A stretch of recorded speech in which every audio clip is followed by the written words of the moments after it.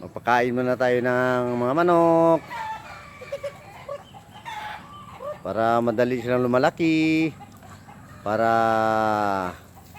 may makatay tayo pang ulam o pambenta lang man lang, para may pang feeds naman.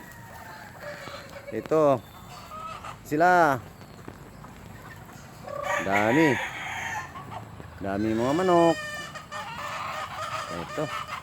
Ito mga manok. Ayan. Dito pwede na ikatay dito.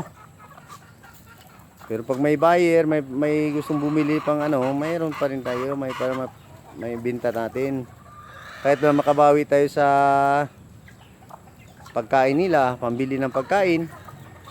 Ito. Sana may mabili.